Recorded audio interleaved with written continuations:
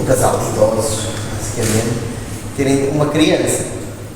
E o meu pai até gostava de tirar fotografias, só que ele era médico, puro e duro, artes, não era enquadramentos e coisas, não fazia parte da visão dele. Então cortava a cabeça, ou cortava os pés, aquelas coisas comuns que quem quer tirar fotografia, mas não pensa que a imagem não surge na câmera, mas sim na cabeça das pessoas. E então durante semanas e anos ia-me sentar à beira desse fotógrafo com as fotografias que ele me revelava, e ele me dizia: olha, isto aqui podes fazer assim, próxima vez, em vez de a câmera não a podes segurar assim, seguras assado. E aquilo para mim foi uma formação. Aliás, há um filme que eu gosto muito, que é o Cinema Paraíso, que retrata um bocadinho estas relações que eu fui tendo ao longo da minha vida com diversas pessoas. No Cinema Paraíso tínhamos o Alfredo, eu também tive um Alfredo na arquitetura, o Alfredo Marques Ferreira, foi uma pessoa que me marcou muito. A fotografia acompanhou-me ao longo de toda a minha vida. Inicialmente como uma questão documental, para preservar a memória, e depois mais tarde como expressão artística. Isto, quando eu falo da expressão artística, tem a ver quando eu entrei para o ensino secundário. A minha mãe perguntou-me: tiveste muito boas notas, que prenda é que tu tens? Eu quero uma câmera fotográfica. Foi que comprei a minha primeira SLR, uma F50 da Nikon. E comecei li alguns livros de fotografia. Na altura surgiu a questão da Bauhaus, se celebravam 75 anos, acho que era, da Bauhaus, e comprei uma série de livros e comecei a fazer fotografia não meramente, digamos, documental, de registros de batizados, casamentos, essas coisas, mas comecei a desenhar com fotógrafo, que é, digamos, a gênese do que é a fotografia. E ao longo do secundário fiz parte de um clube de fotografia que existia na escola onde andei, foi em Santo Tirso. Eu com 10 anos mudei-me de Setúbal, meu pai reformou-se, aposentou-se e viemos morar para o norte, porque os meus pais eram aqui. Quando entrei para a arquitetura, lançaram-me um desafio, porque a fotografia andou sempre comigo. No primeiro ano do projeto, nós tivemos um terreno no Cais das Pedras e eu fotografava como desenho. A máquina andava sempre comigo e fazia umas panorâmicas brutais. E um dia o arquiteto Cisa, que foi meu professor do primeiro ano da faculdade, entrou na sala, tinha uma panorâmica do Cais das Pedras com quase 10 metros de comprido, feita da máquina de fotocopiar. E aí a fotografia é muito gira, mas gasta-se muito dinheiro. Então eu mandei revelar em 10-15, não é? Imprimir em 10-15, e depois na máquina de fotocopiar ampliei as fotos e juntei-as. Então passei a ser conhecido como o gajo da fotografia. No final do primeiro ano da universidade, convidou-me a fazer aquela que foi a minha primeira exposição de fotografia, que foi para inaugurar as cavalariças da Faculdade de Arquitetura, que tinham sido desenhadas inicialmente pelo arquiteto Fernando Távora e depois renovadas pelo arquiteto Silva. E foi aí que eu fiz a minha primeira exposição de fotografia. E desde então continuei a fotografar. Depois, alguns arquitetos começaram a convidar para ir fotografar edifícios. E depois, entretanto, quando ingressei profissionalmente na carreira como arquiteto, comecei por trabalhar a parte documental da fotografia da arquitetura, pura e dura, fotografar edifícios, pensar composições, olhar para a arquitetura do ponto de vista fotográfico. E a arquitetura tem muito fotografia. Aliás, o arquiteto Cisa há tempos dizia que se não fosse arquiteto seria fotógrafo. Aliás, o avô dele era fotógrafo. O avô que era português imigrado no Brasil. E depois, passados uns anos, quando o meu meu filho nasceu. Foi uma época muito interessante na minha vida, mas também muito triste, foi na altura em que começaram a ter problemas de saúde os meus pais. E eu comecei a achar que realmente a arquitetura é muito interessante, mas não permite, se nós nos dedicarmos a 100%, não permite termos uma vida familiar tão presente como a que eu tive o privilégio de ter com os meus pais. Então fui para o ensino e surgiu-me pela primeira vez a oportunidade de ir dar aulas de uma coisa que eu adoro, que é a fotografia. Então o primeiro ano que dei aulas foi em Ignorante, na EB23 do Afonso Henriques, em Creixo Humildes. E a partir daí assumi que realmente a arquitetura é a minha formação de base, a fotografia é a minha formação, digamos, de sempre. Eu cresci com a fotografia. Hoje em dia dou aulas numa escola artística especializada que chama-se Instituto das Artes e da Imagem, em Nova Gaia, que é uma escola de ensino secundário, concorrencial à Soares Reis e à António Reis, e dou aulas de fotografia e na área de design e da arquitetura. Depois, a questão de que forma é que a fotografia influenciou a minha vida. Assim, tudo aquilo que eu faço na minha vida tem a ver com a fotografia. E a fotografia, à semelhança da música também, porque eu também sou muito apaixonado por música. Há um músico que eu venero, que já morreu, que era o Carlos Paredes, e o Carlos Paredes costumava dizer que as coisas que nós amamos geralmente transportam-nos para os sítios onde estão aquelas pessoas que pensam da mesma forma que nós, trazem os nossos amigos. E eu, pela fotografia, ao longo dos anos, fui conhecendo pessoas fantásticas. Aliás, quando eu dei aulas em Barroselas, em 2013, conheci 2 fotógrafos fabulosos que já morreram anos. O Alberto Boa-Morte Galvão, que é digamos, o mentor daquilo que é a imagem documental das festas da Senhora da Avenida. Ainda hoje nós vivemos com memórias das festas da Senhora da Avenida feitas por esse fotógrafo. Aquelas rodas abertas que as mordomas, quando dançam com a chinela levantada no ar, são tudo fotografias do Boa Morte. E o Joaquim Roriz, que era o dono da casa de fotografia mais antiga que existia no país, porque já o tio dele, que era fotógrafo, veio de Guimarães, veio para Viana do Castelo, fundou a Foto Roriz, e o Joaquim Roriz foi talvez o homem que mais fez por aquilo que é a fotografia de casamentos.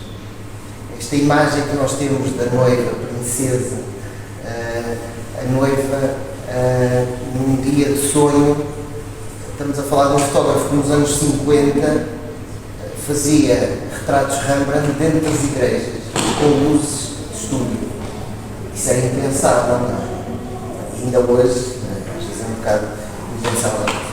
E esses fotógrafos levaram para uma coisa da qual eu faço parte hoje, que é a APP Imagem, que é a Associação Portuguesa de Profissionais da Imagem, onde eu tenho conhecido pessoas fabulosas, o André Boto, que é talvez o fotógrafo mais genial que eu conheço, um jovem que tem, agora deve ser 40 anos, e é talvez a pessoa mais criativa que eu conheço.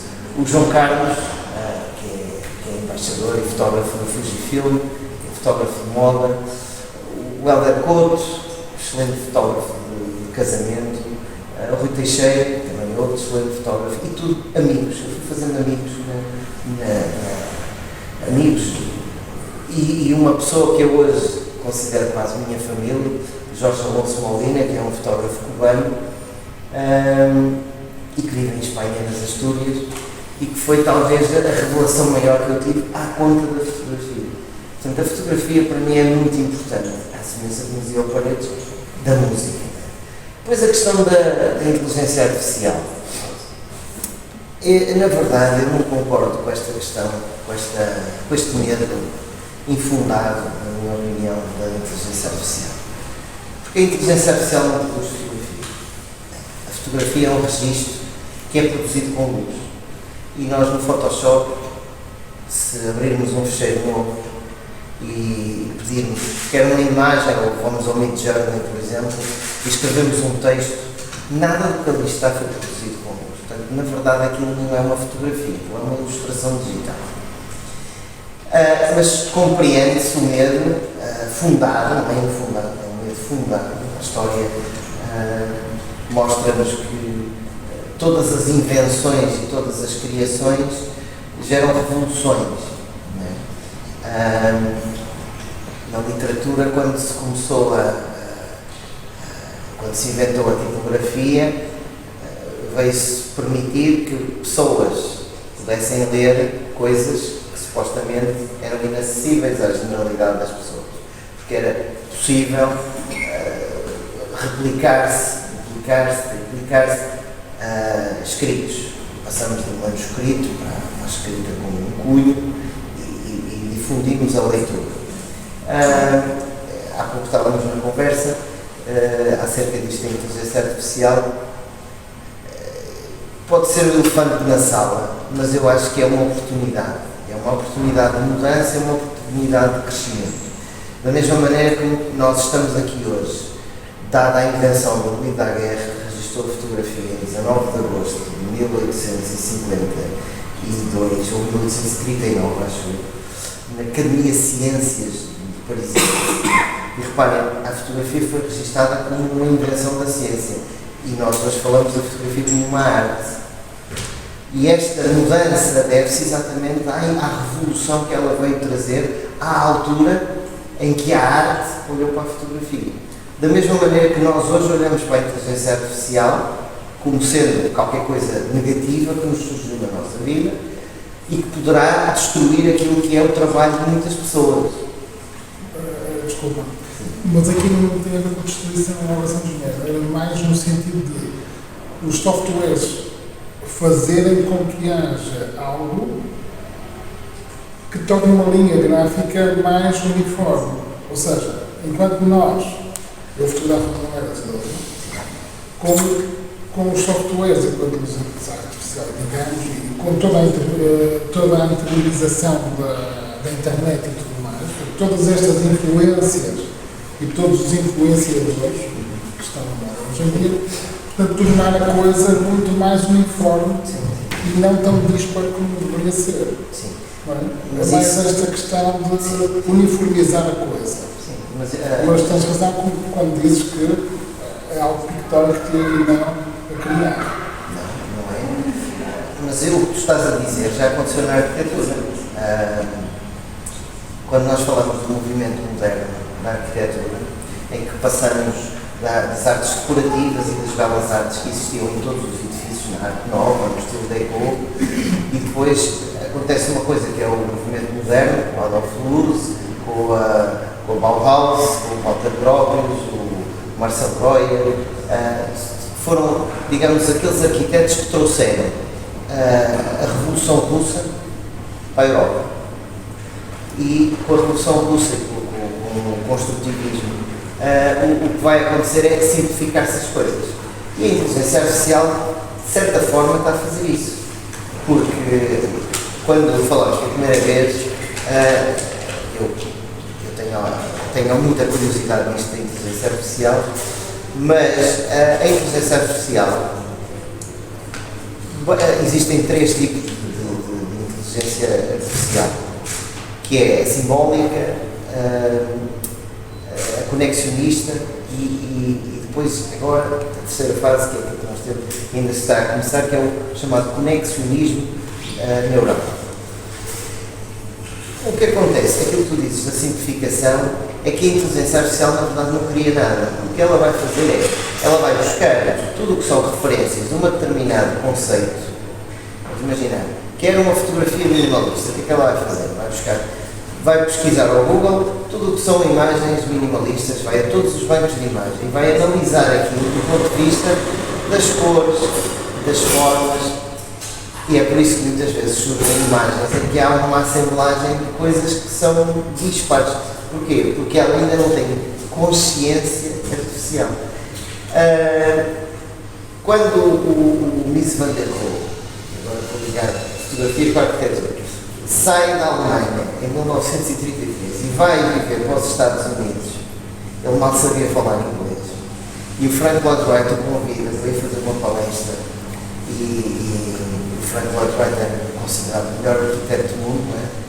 Mas quando se vê aquele que é o maior arquiteto do mundo dizer "Here I gave you Mies van der Rohe", e como se fosse o melhor arquiteto, que o Mies dizia, se ele é o melhor do mundo, eu sou do universo. E o Mies o que vai fazer é simplificar toda a linguagem clássica, os templos dóricos, o estilo,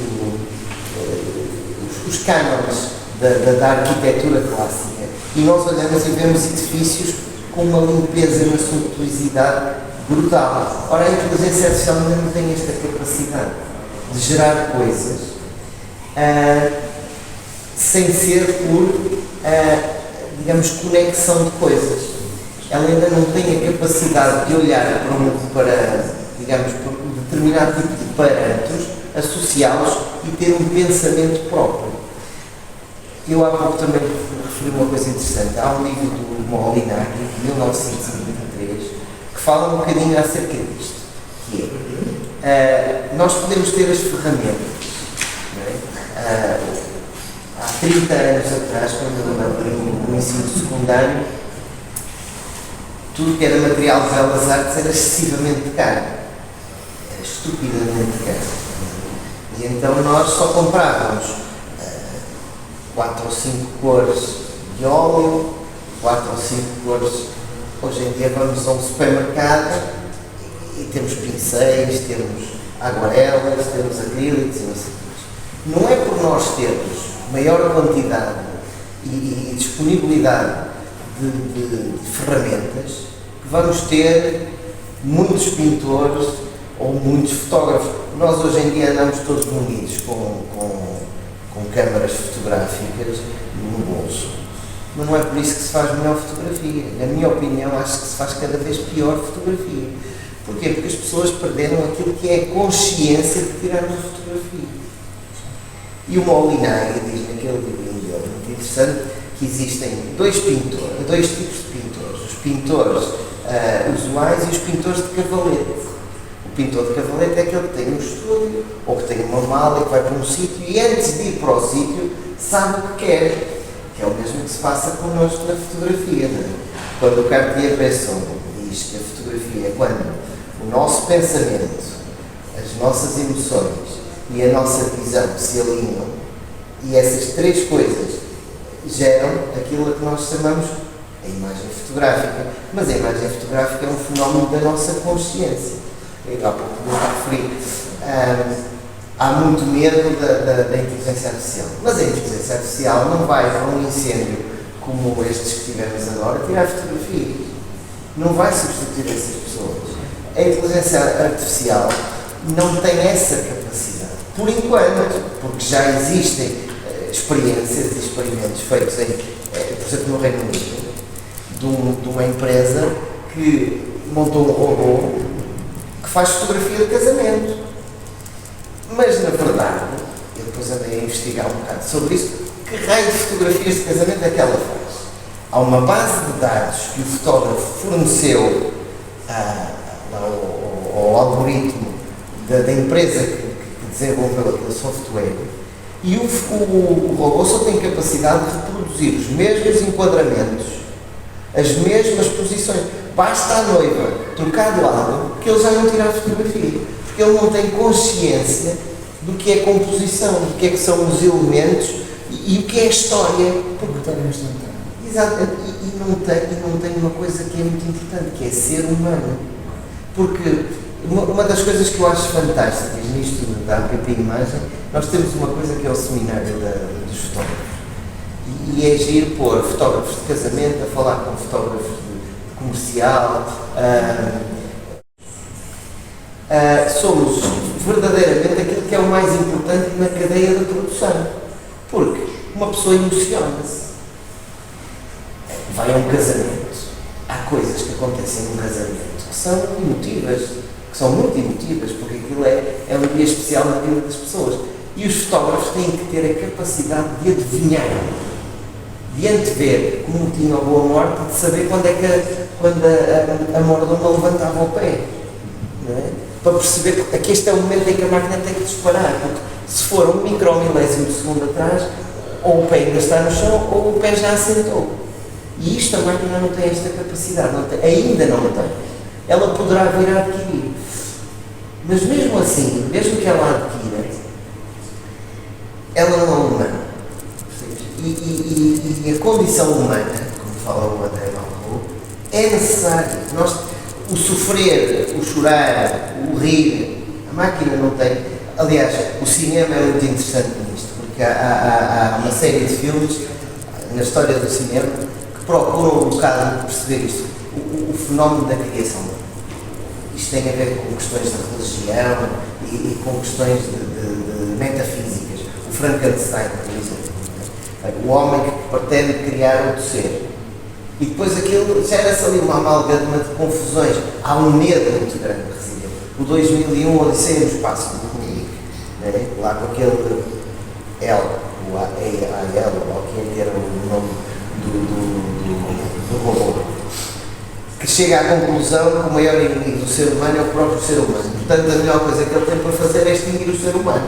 E assim resolve-se o problema. É uma conclusão filosófica. Por exemplo, sim, o Exterminador Implacável, não é? Do James Cameron. Eu fiz aqui uma lista deles que eu acho que são muito interessantes e que replicam e justificam os medos. Porque já em 1738 houve um senhor chamado John McCarthy. Não é John McCarthy. O Paul Robert Richter escreveu um livro chamado O Homem-Máquina,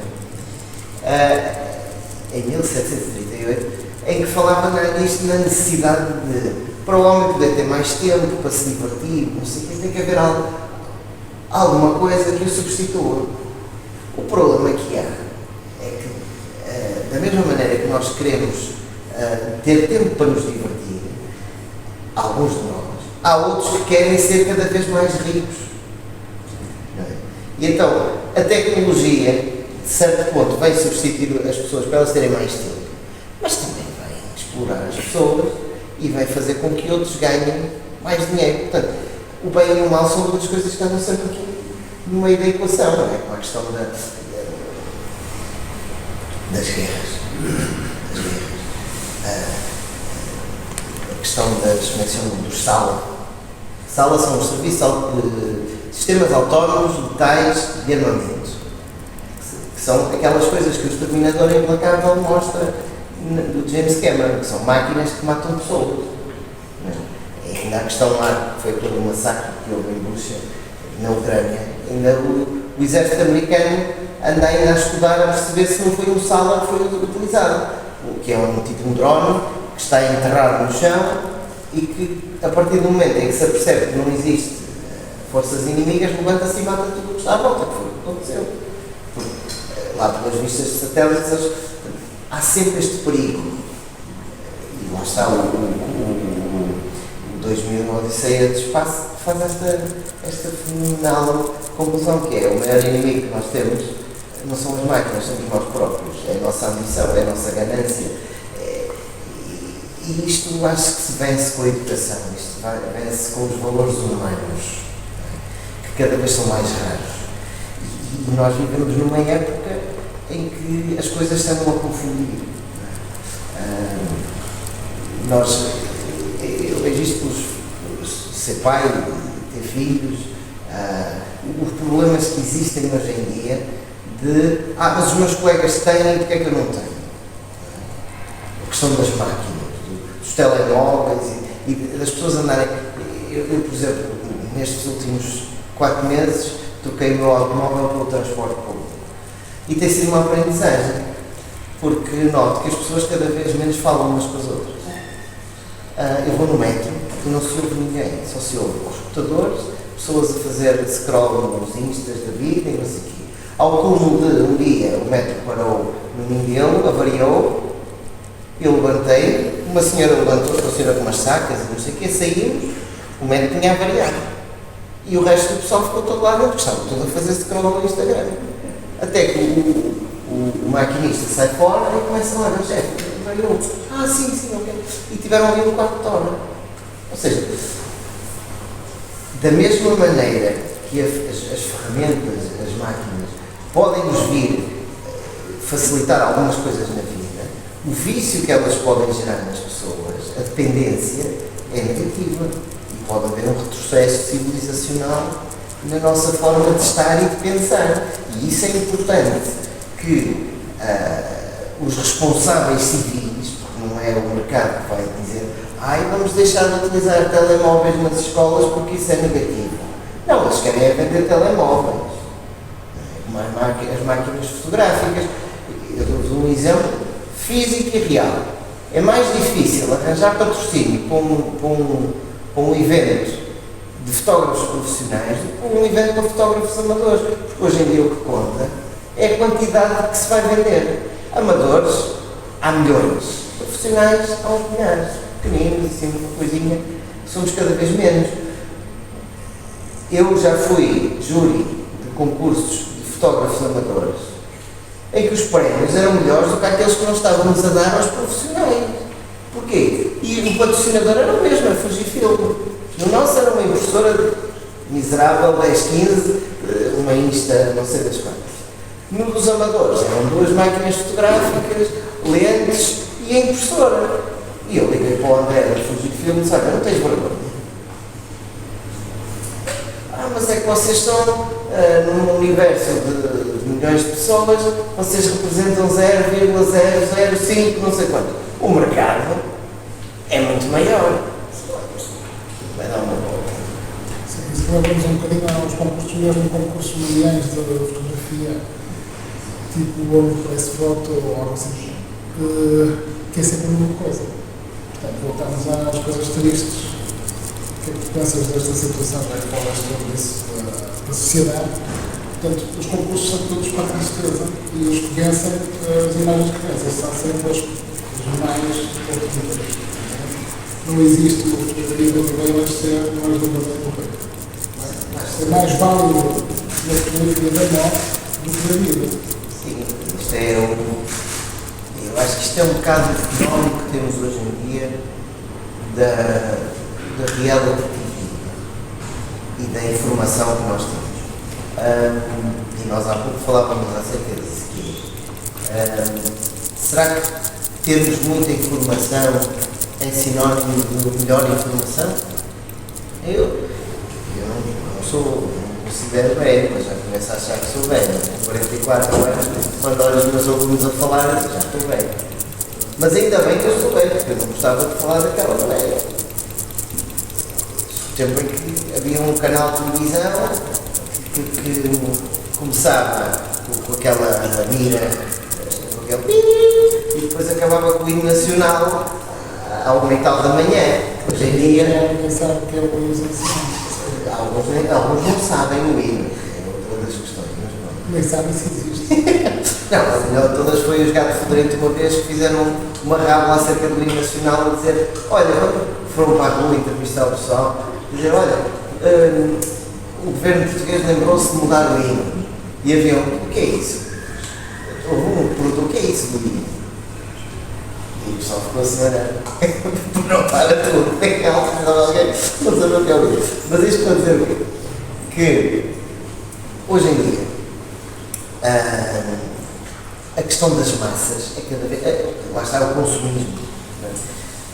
O que exatamente, lá está, por isso é que ainda estamos nesta fase da inteligência artificial conectivista, não é? Ou seja, ela não pensa nada que nós não lhe tenhamos dado, ela não vai criar nada. Aliás, a primeira, só para perceberem uma diferença disto das IAs, que eu também fiquei curioso e depois fui investigar depois da nossa conversa. Por exemplo, quando foi na Segunda Guerra Mundial, houve uma questão que era aquelas comunicações que os nazis faziam. Então houve o Alan Turing, que era um matemático, que inventou uma máquina que esteve em segredo de Estado até aos anos 60, chamada Enigma. E ainda foi usado durante a Guerra Fria, a Enigma. Isto é um exemplo do que é a inteligência artificial, a chamada primeira ordem, que é a inteligência artificial simbólica. ela só existe porque existe a comunicação dos alemães. Se não existisse a comunicação dos alemães, ela não tinha nada para decifrar.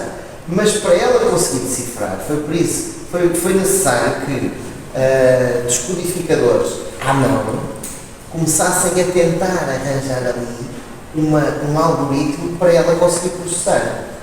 Ou seja, na verdade a máquina não inventou nada. Foi capaz de criar uma lógica, não é? Matemática para decifrar aquele código.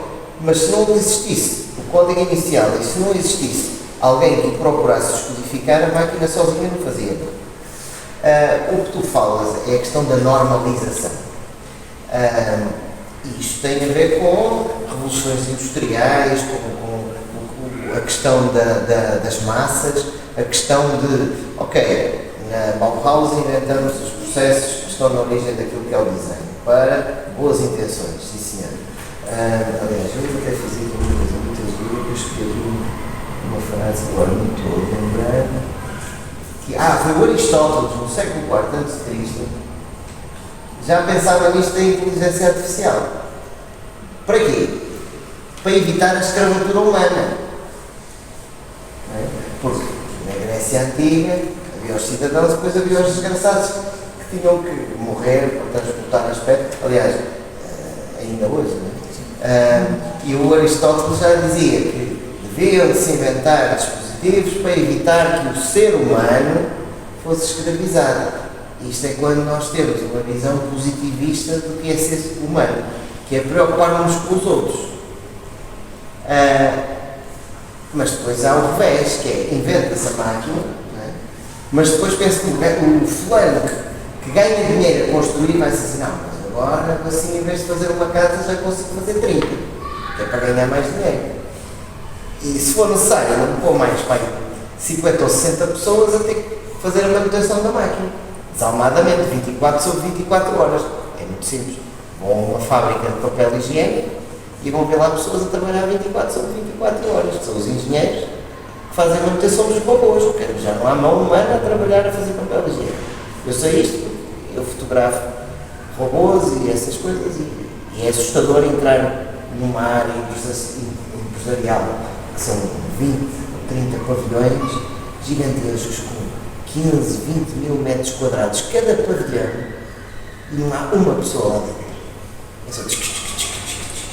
Nós temos que calçar umas botas que têm os microchips, que é para as máquinas nos identificarem, porque senão somos atropelados pelas máquinas.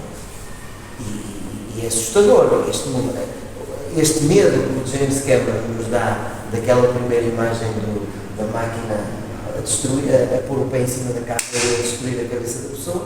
É o que acontece hoje em dia já, isso pode acontecer às pessoas, não é? Sermos destruídos por uma máquina. Houve também aquela cena dos autómatos, isso aqui nos Estados Unidos, há alguns estados que proibiram os Teslas de conduzirem sozinhos, porque houve uma série de acidentes em que o GPS falhou e as pessoas morreram, e o carro não parou. É uma máquina, não é uma pessoa, que ele não sente, não lhe dá nada. Quando falamos nisto da massificação, a massificação é uma consequência da industrialização. Porquê? Porque quem produz quer vender mais. Quem compra quer pagar menos. O que é que faz? Os concursos vão atrás disso. O PX30, o da Sony, um concurso gigantesco que tem uns prémios fabulosos. Nós vamos a ver. É sempre mais do mesmo. Porquê? Porque aquilo é em função dos likes e dos gostos, é das redes sociais, é aquilo que tu dizias há bocado. Uma pessoa é vítima desta repetição e desta loucura digital, que é, se tu não tens Instagram, não existes. Se tu não tens site, não existes. Né? Foi o que eu te contei. Eu, em 2017, a Nespresso convidou-me para fazer uma câmara fotográfica. Aliás, não foi bem a Nespresso, foi o André Boto ligou a dizer, olha, surgiu aqui um projeto, foi quando ele ganhou o prémio de fotógrafo do ano, e diz-me assim, olha, a Nespresso convidou-me para fazer um trabalho. E eu aceitei. Só que depois, quando me explicaram que era o trabalho para fazer, eu disse, eu não sei fazer. E eles disseram, e agora? Como é que vamos fazer? Mas eu conheço quem sai. Então deu o meu contacto, o meu telefone. procuraram a pedir para há uma equipa, 1 milhão e não sei quantos euros, para se construir uma câmara fotográfica a partir das cápsulas do café. Porque a ideia era fechar o ciclo da reciclagem. Não é?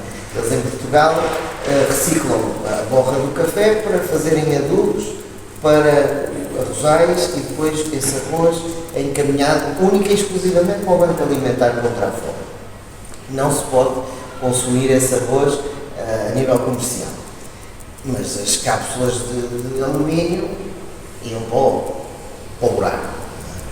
E então puseram ali uma série de pessoas a pensar na fotografia, no que é que haviam de fazer. Então eles fizeram canetas, fizeram papéis, fizeram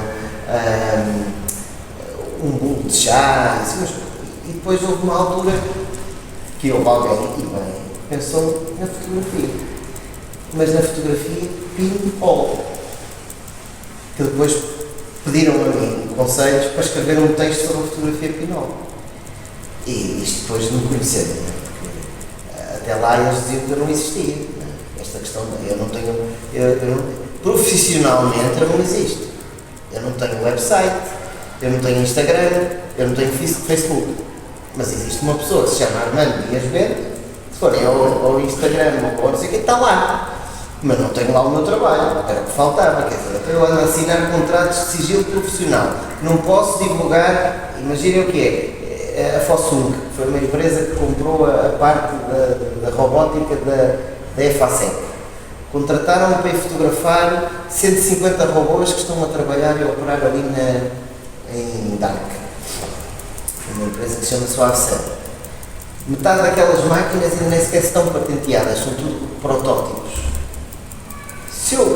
Se eu sonhasse colocar aquilo numa rede social, eu tinha que vender o carro, a casa, emigrar, porque o processo judicial que me iam ter em cima ia de ser tão grande que eu tinha que pagar uma indemnização brutal. Isto porquê? Hoje em dia a gente aponta o telemóvel para uns óculos e ele diz-nos onde é que se vendem aqueles óculos. É óbvio que a contra-espionagem a nível de robôs é de tal maneira, de tal ordem, que se eu apontar, no dia em que eu estava a fazer as fotografias, eu apontei para uma dessas máquinas no Google e apareceu uma série de marcas concorrenciais com braços parecidos com aquele, só para eu perceber o porquê destas coisas surgirem. Por isso, nós hoje em dia vivemos nesta ditadura do social. Temos que ser sociais sem o ser. É que o homem social é cada vez mais antissocial. Porque, já sei, estou a lembrar, isto foi na altura em que eu fiz o mestrado na área do ensino. Porque eu depois da arquitetura fui para o ensino e não tinha formação superior e achei que era melhor fazer uma formação superior nessa área. E então li e fui assistir à peça de teatro, que era, vamos imaginar que estão 3 pessoas sentadas numa paragem de autocarro, todas com o telemóvel à frente. E então vê-se no ecrã atrás, cada uma está a escrever: gosto muito de ti, és muito simpática, não sei o quê. Só que eles não sabem que estão a falar uns com os outros pela internet, porque nenhum deles se conhece fisicamente. Ou seja, o ser social, que antigamente é, nós estamos aqui, cumprimentamos, cheiramos, olhamos uns para os outros, né? e convivemos. Hoje em dia é um ecrã, né? Que é o que eu acho ridículo, estas amizades virtuais. Pessoas que nunca se viram na vida e são os melhores amigos. Então o que é que acontece? Estão os melhores amigos virtuais, todos na mesma paragem de autocarro. Só que entretanto um manda uma encostadela, o outro manda-lhe um chapadão na cara. Assim, incomodou-me, não sei quanto, e está o outro ao lado, esta gente não presta, esta gente não, e vão-se embora. E separam-se os 3, e depois vemos no ecrã em cima: estas pessoas são mesmo indelicadas, já viste, estou aqui num sítio, acabei de levar um estalo na cara só porque dei com o cotovelo. É sério, olha, eu tive que abandonar porque estavam 2 fulanos à porrada, um com o outro.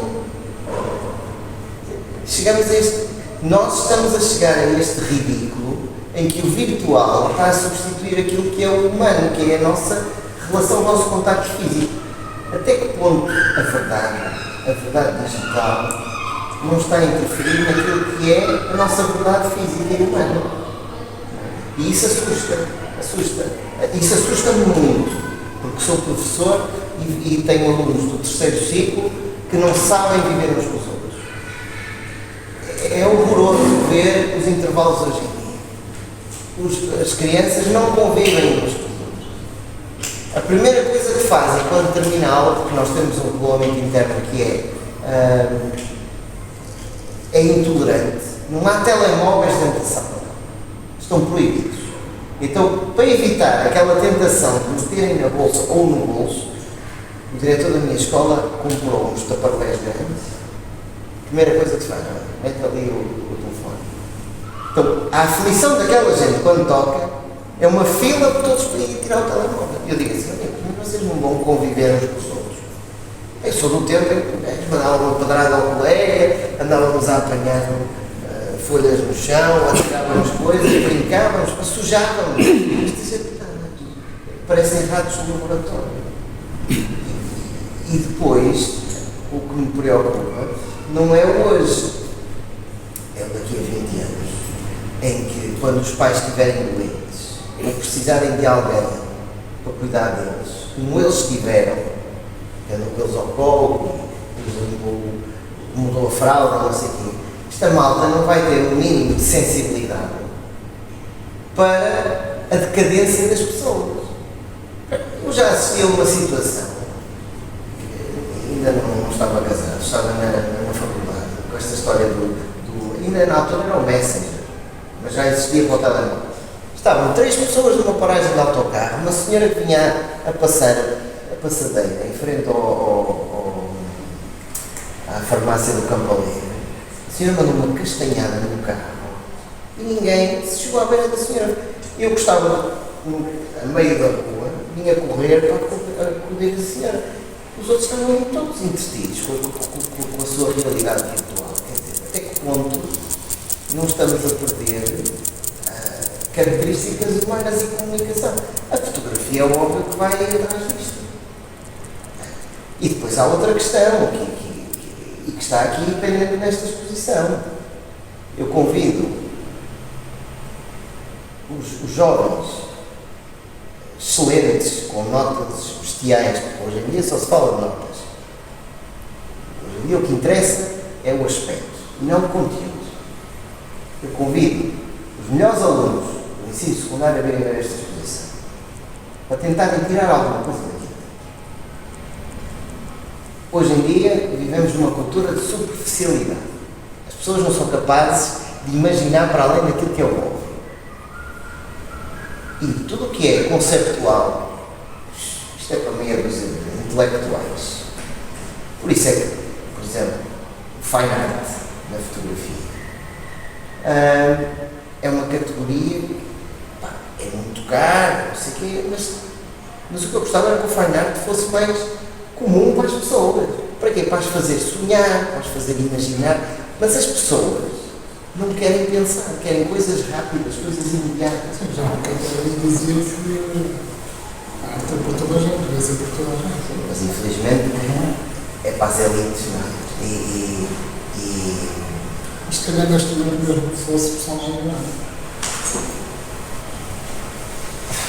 Eu acho que isto tem a ver com convicções. Aliás, neste momento na filantrópica está, eu também faço parte da filantrópica e tenho, entre aspas, colaboro, sou cooperador e estou digamos, a gerir a agenda da galeria. E nós somos como ovelhas, somos como um rebanho. E as ovelhas dançam consoante o pastor quer.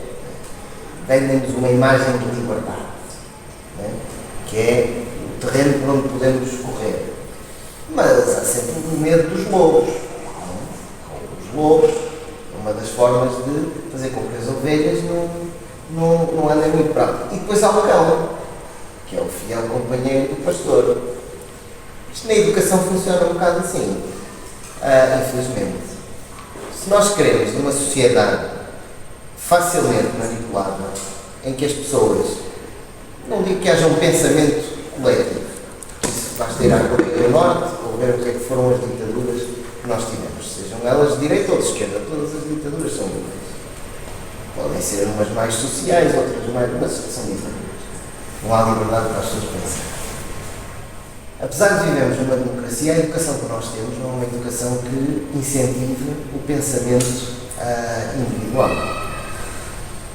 E eu falo nisto porque sinto na pele e vejo isso por outros colegas. Ainda hoje à mesa ao almoço estávamos a discutir isto.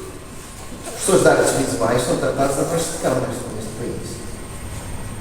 O grupo de artes visuais de 600 é a coisa mais miserável que existe à face da terra. Para já, ano para ano, vão retirando horas. Tem menos horas disto, menos horas daquilo.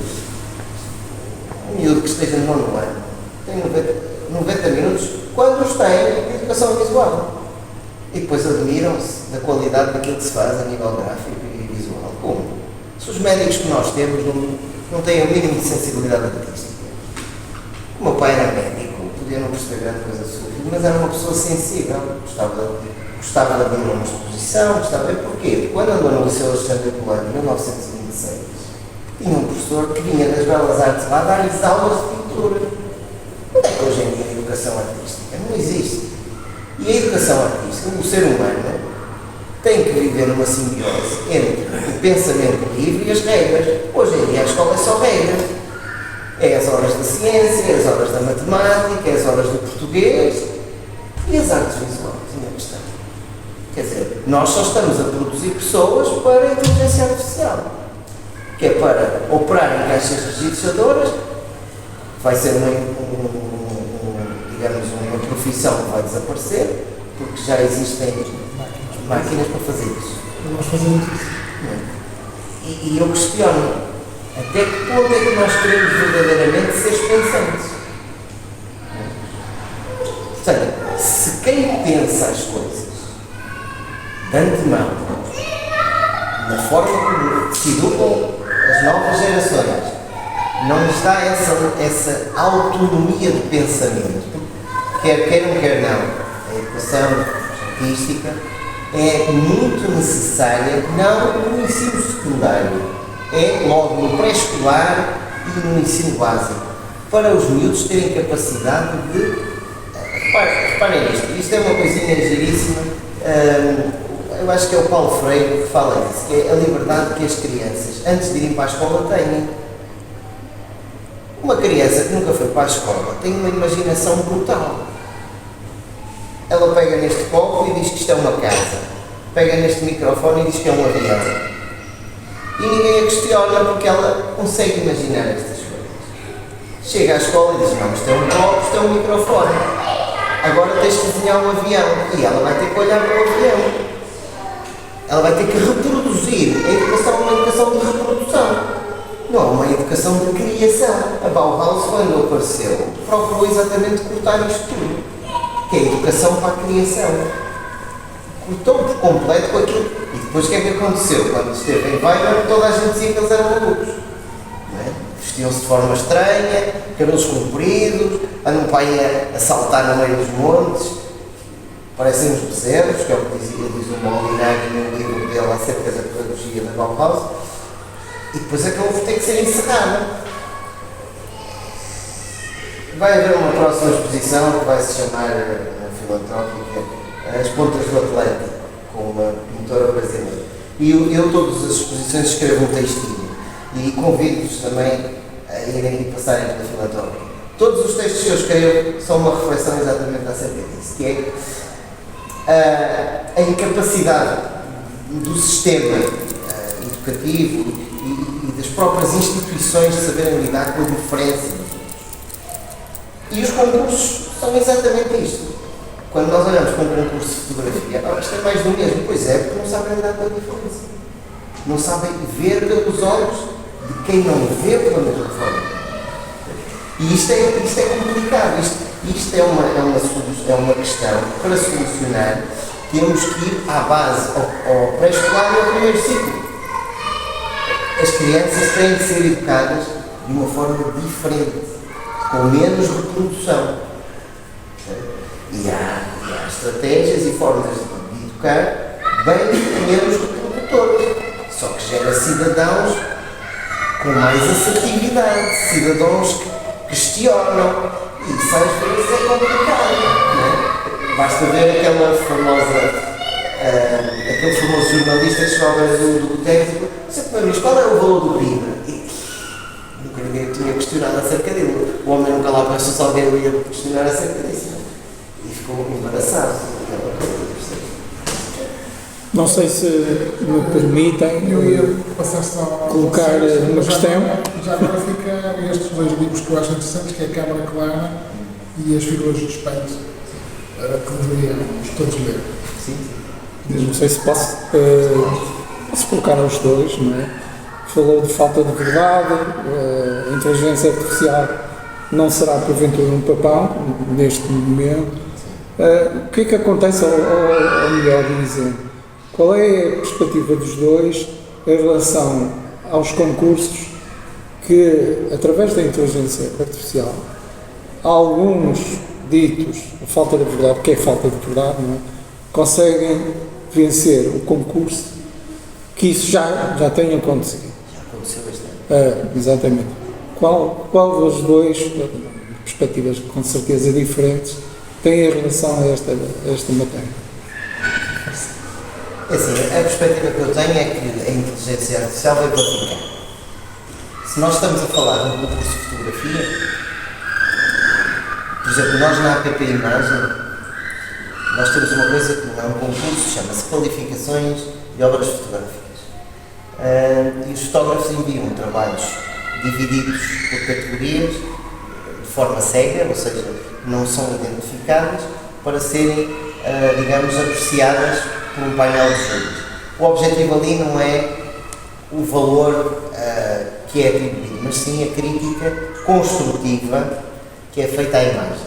Por exemplo, a nível de composição, a nível de cor, a nível de edição, a nível de enquadramento, às vezes até a nível do aspecto dos pixels, porque hoje em dia há ferramentas de granulação que permitem levar-nos a imagem digital quase para um imaginário da fotografia química. Eu acho que neste momento é impossível detectar-se, porque ainda não há hipótese, a proveniência de uma imagem. Nós o que fizemos na APP Imagem foi obrigar os fotógrafos a enviarem-nos o DNG, o negativo digital, o RAW, ou os metadados da imagem correspondentes à câmara fotográfica, porque isso aí tem que estar lá. Ora, ocorreu o que está a dizer mesmo no Sony Award, que quem ganhou numa das categorias concorreu propositadamente. Eu sei isto porque um dos motivamentos da organização esteve cá em Portugal e contou-nos a história. A pessoa que concorreu, já não sei, era numa categoria de retrato ou coisa que vai, concorreu com uma imagem feita em inteligência artificial, totalmente feita em inteligência artificial. E ganhou. E quando ganhou, a primeira coisa que faz é dizer: consegui enganar-vos, porque esta fotografia foi feita por um computador. E caiu a saia. Foi anulado. Porquê? Porque o próprio concurso obriga a que a pessoa meta os metadados da imagem. Portanto, ali foi digamos, má intenção de quem concorreu. Mas sermos capazes de olhar para uma imagem e dizer: aquilo foi feito com inteligência artificial, ainda não temos esta capacidade. Há uns anos atrás tínhamos, não é? Porque vinha com dentes a mais ou dentes a mais, aí a coisa antes, agora já não acontece assim. Por isso, eu acho que nós temos de saber viver com isto, não é? As pessoas têm que ser verdadeiras, quem produz tem que ser verdadeiro, porque somos incapazes, com milhões de imagens que se produzem diariamente, nem é diariamente, é por segundo, de conseguir ir descobrir a proveniência dessas imagens. Como aconteceu, por exemplo, quando foi a pandemia do Covid-19, fiz uns trabalhos sobre autores e estava a dar ilustração no Illustrator com os meus alunos. E houve um aluno meu que apareceu com uma ilustração brutal, uma coisa espetacular. Só que só me mostrou o resultado final. Eu disse, não, mas eu quero crescer de produção. Não basta. Eu sabia de antemão que aquela imagem não era dele. Era de um ilustrador japonês. Por acaso, era amigo de um amigo meu e que eu sigo lá no Facebook ou coisa do tipo. Mas ele não sabia que eu conhecia isto, percebe? Há esta tentação muito marialva que nós temos, não é? de tentar quebrar o sistema. Mas aí não há falta de valores, como há bocado referiu, das pessoas. Sim, claro que sim, isto é a mesma história que os Borbões e as pessoas que ligam a dizer que ainda foi há dias, andavam uns planos aí a roubar empresas, dizendo-se inspectores da PJ. Isto, a maldade humana existe em todo lado, percebe? Agora, a nossa capacidade de a descobrir ou não é mais complexa.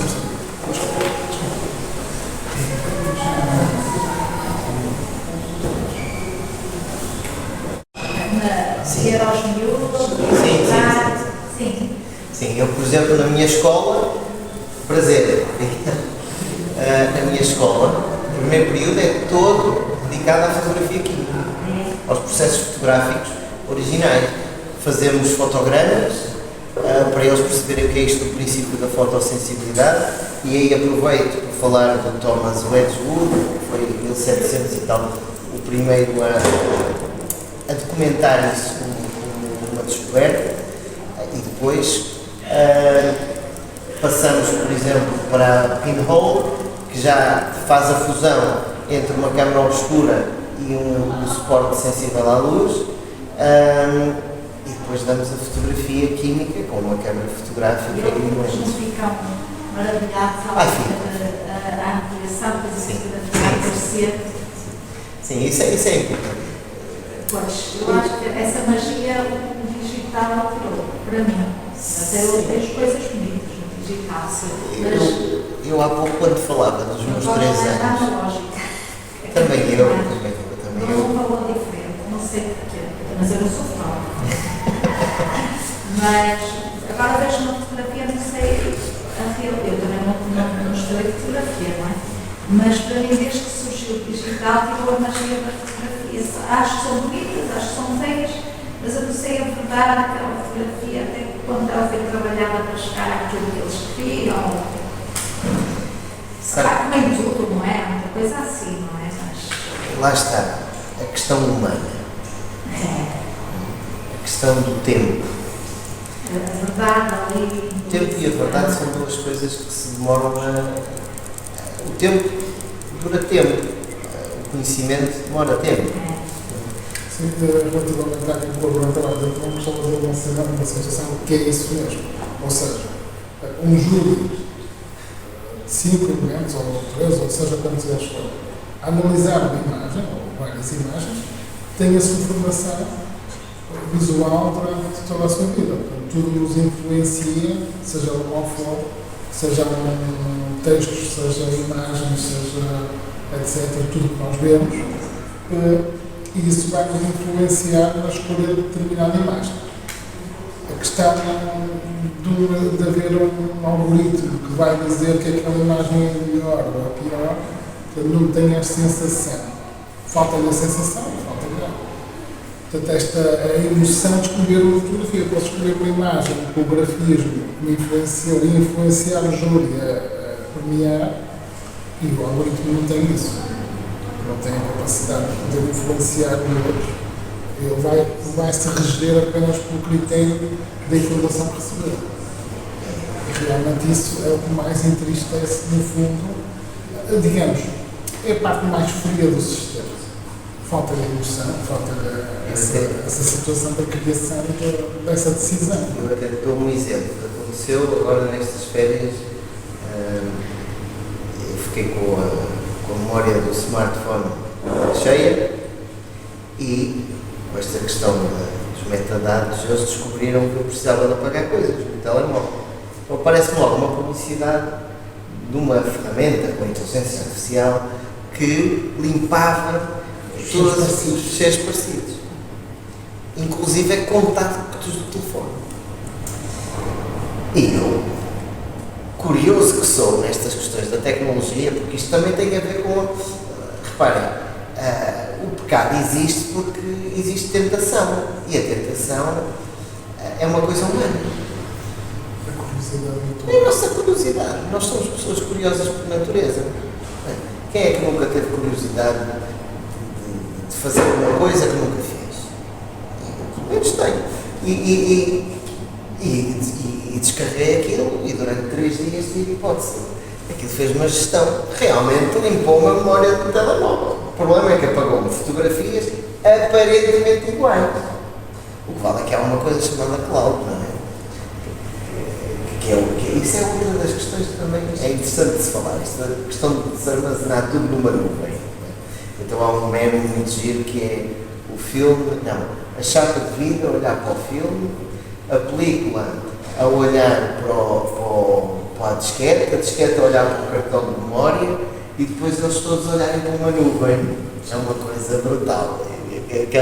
Aquele meme está espetacular. E o que acontece? A partir do momento em que nós pomos a nossa vida, né, confiamos num algoritmo, a coisa pode não correr muito bem. Né? E o Rui até estava a responder à pergunta que nos colocaste de um ponto de vista que eu por acaso nunca tinha pensado nisto, que é substituir os juízes e pôr uma máquina a avaliar. Essa é boa. O problema é que até que ponto a máquina tem capacidade de compreender a emoção que está por trás daquela imagem. É que às vezes há fotografias tecnicamente muito mal feitas, mas que estão ali a representar. Eu dou-vos um exemplo. Quando fizemos o seminário aqui em Vila do Conde, da APP Imagem, eu fiquei responsável por montar a exposição da coleção de ontem. Imaginem, eu fui meter. E eu sugeri à Câmara de Vila do Conde fazermos a exposição não no auditório, mas nas lojas do comércio local de Vila do Conde. Então imaginem o que é meter fotografias de casamento numa agência funerária. Eu fui criticado e chamado pior pela direção, pela minha colega, pela Elisa Prego, que era a responsável das qualificações, que é a comissão de legado. Tu estás doido, pá! Vais meter fotos de casamento numa agência funerária? Eu disse, tem calma. Estás a olhar para mim, conheces, não conheces? Achas que eu sou capaz de denegrir a APP Imagem de alguma maneira? Foram as fotografias mais vistas, foram as da agência funerária. Sabem porquê? Porque eram fotografias que apelavam à memória de pessoas que tinham morrido. Imaginem uma fotografia num casamento civil em que só se vêem cadeiras. O fotógrafo está daquele lado e tem uma perspectiva em que o ponto de fuga é um plano em que está a exagerar o ponto de vista e vê-se o noivo a entrar com a avó para a saída. E na primeira cadeira está o quadro, a fotografia do avô, que morreu. A agência funerária.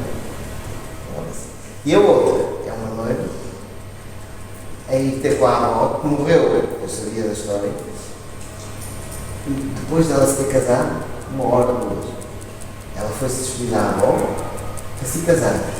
E quando acabou de casar, a avó morreu. Essas fotos, a inteligência artificial tem a capacidade de compreender a história. Não sabe. E então ela vai olhar para aquilo e vai dizer assim, não tem pessoas, é só cadeiras vazias, está ali um fulano atrás, passa a outra.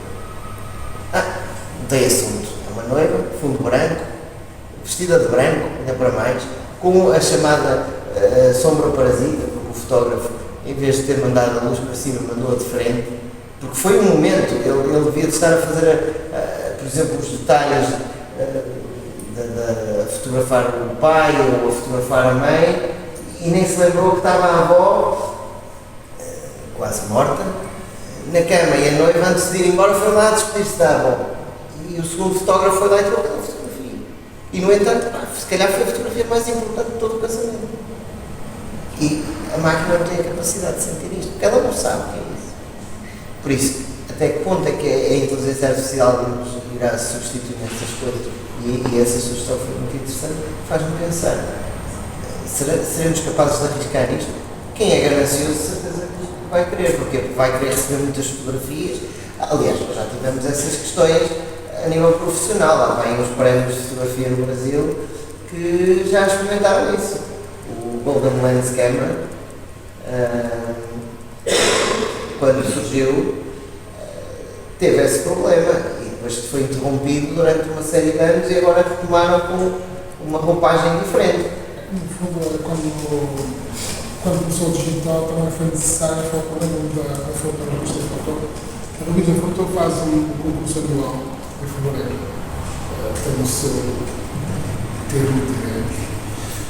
E na altura que surgiu o digital, elas tiveram a obrigação de escrever que havia a fotografia e havia a fotografia numérica, que é digital. Portanto, eles tiveram que separar, porque no fundo já se fazia esta confusão de criar imagens no digital que seriam melhores que o tradicional, o normal, o processo de químico, de filme. Eu não gosto muito do termo analógico porque remete-me aos valores. E o termo analógico está errado. Não acho que seja correto. Não tem culpa, porque se for ver os livros, os próprios manuais de fotografia. Sim, tem tudo analógico. E eu explico porquê. Descobri isso há pouco tempo, em Espanha. A fotografia analógica foi inventada pela Sony, quando os Jogos Olímpicos de 2002. Porquê? O sinal analógico é um sistema que transforma luz em impulsos elétricos. Daí, quando houve os Jogos Olímpicos, nessa altura, a Sony introduziu umas câmaras digitais de sinal analógico. A fotografia de película deve-se intitular como fotografia química, porque todo o processo envolve química. Agora, quer a fotografia digital, quer a fotografia química, não deixam de o ser fotografia, porque são produzidas a partir de luz. Fóton quer dizer luz, gráfico quer dizer escrito ou desenho. Fotografia é um processo que mistura estas duas coisas. Produzir registros através de luz. Mas desculpa, não posso? Era outra questão interessante, na sequência de que estamos a falar. Não acham que qualquer pessoa com um simples telemóvel ter uma fotografia, mas não acham que as pessoas deveriam de imprimir a fotografia que fazem, ou mal, ou muito boa, deviam ter a sensação do que é ter em papel a fotografia que fizeram, que isso perdeu-se. Se não fosse desde o digital e com as redes sociais ainda piores. Por isso que eu nem gosto. Porque assim, a questão é essa, nós passamos a ver a imagem. E o ver imediatamente a imagem, não temos a necessidade de imprimir. Mas não é a mesma coisa. Sim, claro. Eu tenho, por acaso, fiz uma proposta aos miúdos da Escola de Barcelos, precisamente assim, que é, por semana eles terão de escolher uma imagem daquilo que fotografam durante a semana, vão ter que fotografar durante a semana uma coisa qualquer, é um trabalho livre, e vão ter que escolher uma que seja significativa, que tenha algo que nos faça querer essa imagem impressa para colocar na parede. E quando falamos em colocar na parede, será uma imagem que vamos vê-la frequentemente, uma tatuagem, ou nos enjoamos da tatuagem, ou nos enjoamos da fotografia, ou seja, a imagem tem que estar na parede, tem que ser uma imagem relativamente considerável, não digo boa, mas que lhes diga algo, que tenham mesmo algo com critério um pouco emotivo, não é? Mas que lhes diga algo que queiram mesmo ter impresso. Então eu coloquei esse repto, digamos, lancei esse repto no sentido de que essa imagem que eles quiserem, eu imprimo para o dia seguinte. Portanto, eles trazem a imagem e eu faço a impressão e colocamos no caderno. E no fim do ano vamos ver o que é que temos. São 10 alunos, A partir daí vamos ter 10 imagens por semana, vai ser muita coisa, mas provavelmente no fim do ano vamos ter ali uma outra imagem interessante para verificarmos o que é que andamos aqui a fazer com a fotografia. Relativamente a isso da fotografia impressa, sim, e eu considero o seguinte: tal como o digital, quando surgiu o digital, vinham a imprimir as fotografias e apagavam os ficheiros, ou então fotografavam e colocavam no Facebook e apagavam os ficheiros, porque achavam que o Facebook era algo que poderiam guardar as imagens, era um banco de imagens, que é uma coisa completamente errada, porque a resolução desaparece, não é tão boa.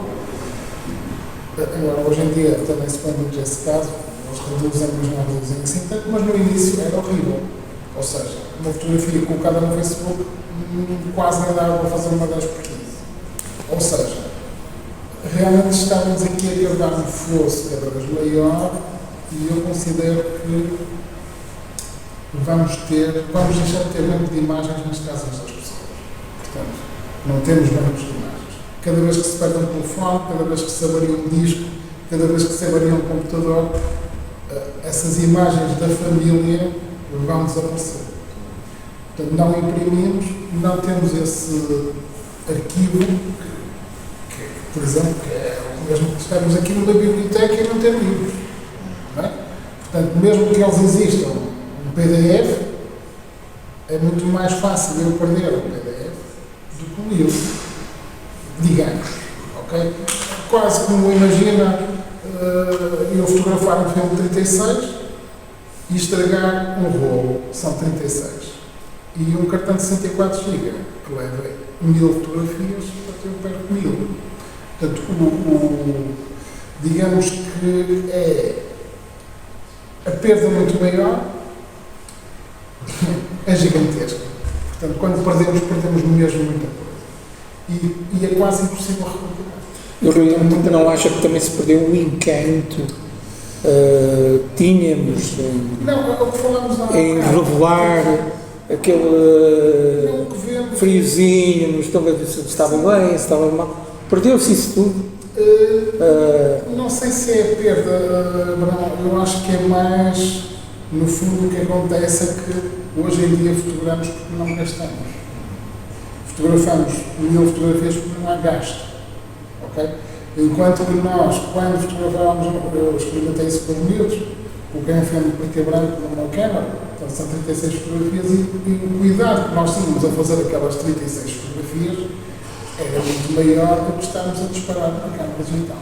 Uma câmara digital permite-nos fazer imensas fotografias, permite-nos fotografar de dia e noite com o mesmo cartão. Portanto, quando antes, nós tínhamos que ter um filme dedicado a sensibilidade de dia e sensibilidade mais para a noite.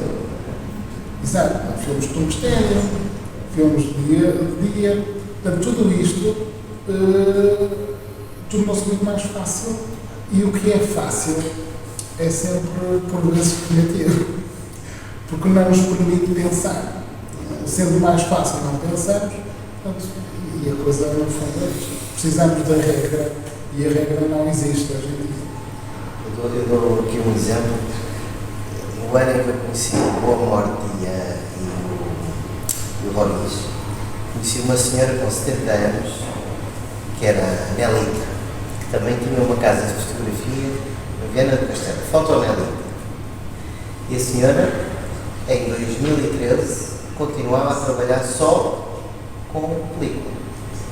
Ela fazia casamentos com 71 ou 72 anos. E eu tive uma aluna a estagiar lá. Isto por causa da questão de imprimir as coisas.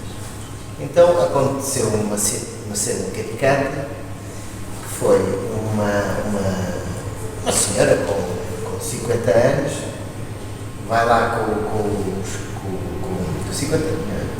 40 anos, vai lá com os filhos, tinham 5, 6, e foi à loja, atendendo pela minha aluna, perguntar se havia hipótese de se recuperarem fotografias de um casamento de 1960.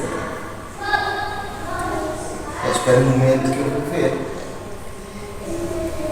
senhora, com os 70 anos, sim, tenho aqui os 3 pisos da minha loja, é o arquivo de todos os casamentos que fez o meu pai, que fiz eu e que fizeram e que estão a fazer os meus filhos.